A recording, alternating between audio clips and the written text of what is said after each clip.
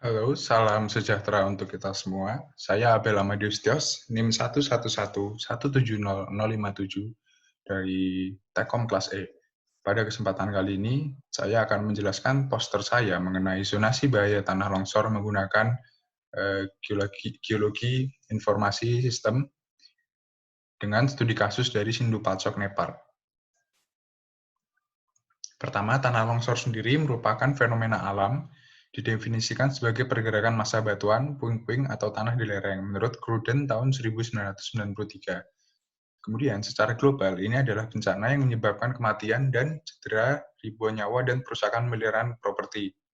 Kerusakan ini dapat dikurangi dengan memahami mekanisme terjadinya prediksi melalui penilaian bahaya, zonasi bahaya, dan sistem peringatan dini.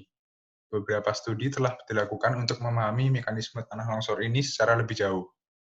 Berikut adalah sumber-sumbernya. Lalu penyebab tanah longsor sendiri, bila kita membahas secara umum, sebenarnya bisa karena ulah manusia ataupun maupun alam. Tetapi secara geografi, pada area studi pada kali ini, Nepal adalah salah satu negara di dunia yang paling rentan terkena bencana tanah longsor karena topografi yang tidak datar, struktur geologi yang tidak stabil, batuan yang lembut dan mudah pecah, dan curah hujan yang sangat besar selama periode monsun secara kolektif menyebabkan masalah tanah longsor dan fenomena terkait di bagian pegunungan Nepal. Menurut Dahal tahun 2012. Dalam beberapa kasus terakhir, peluang longsor mengalami kenaikan karena perluasan jaringan transportasi pedesaan yang tidak diawasi di daerah perbukitan, yang mengarah pada perubahan medan dan dampak negatif lainnya terhadap lingkungan. Di Nepal, sejumlah besar pemukiman manusia terletak di atas masa tanah longsor lama atau di daerah rawan longsor. Berikut adalah tabel longsor besar yang pernah terjadi di Nepal.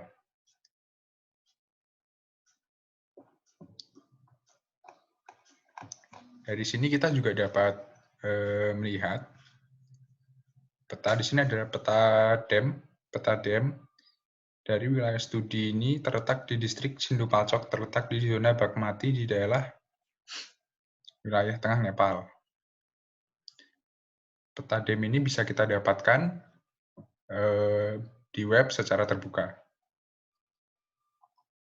Nah, kemudian berikut ini adalah statistik zona bencana longsor. Kita menggunakan kode bencana longsor 1, 2, 3, dan 4 yang mengklasemenkan bencana menjadi rendah, sedang, tinggi, dan sangat tinggi.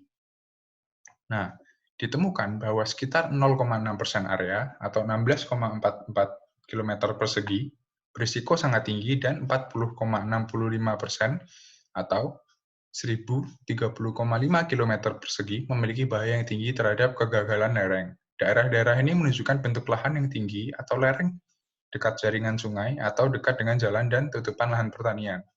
Dengan pengaruh curah hujan yang sangat tinggi, daerah-daerah ini dapat menyebabkan tanah longsor. Nah, berikut merupakan cara pembuatan petanya. Jadi kita menggunakan beberapa faktor pengontrol pemberat. Ada peta kelerengan, lalu ada peta permukaan relatif, lalu ada peta jarak menuju jaringan sungai, jarak menuju jaringan jalanan, dan ini adalah peta penggunaan lahan dan penggunaan tanah. Lalu dari peta tersebut kita melakukan overlay. Dari overlay tersebut kita dapat mengeluarkan output berupa kode bencana longsor. Nah, dari sini. Nah, ini merupakan peta rawan bencananya yang dapat dijelaskan sebagai warna putih atau lebih ke krem ini, abu-abu, itu adalah zona yang sangat rendah, yang hijau itu moderate, yang warna pink itu tinggi, dan yang warna merah sangat tinggi. Nah, dari sini kita juga dapat membandingkan. Dari sini, ini kalau kita lihat, ini kotak ini merupakan zona longsor terakhir yang ditangkap melalui citra Google Earth Pro. Nah, dari sini kita ambil jadi ke sini. Nah, ini adalah citra dari Google Earth. Nah, citra dari Google Earth ini, jika dibandingkan dengan peta yang merupakan output dari overlay peta faktor-faktor pembanding, itu seperti ini. Jadi bisa dibilang sebenarnya Google Earth Pro ini citranya valid dengan hasil dari overlay faktor-faktor pengontrol. Karena bisa dilihat zona-zona di sini zona-zona rawan bencana longsornya tinggi sampai sangat tinggi. Lalu kesimpulannya, tanah longsor adalah peristiwa yang tidak pasti dan instan yang menyebabkan kerusakan pada kehidupan dan harta benda.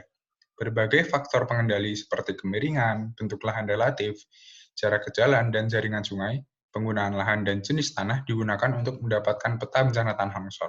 Studi ini menunjukkan hampir separuh wilayahnya berada dalam bahaya tanah longsor yang tinggi jika terjadi dengan atau tanpa curah hujan yang tinggi. Identifikasi dan pemindahan pemukiman di daerah-daerah tersebut perlu segera dilakukan.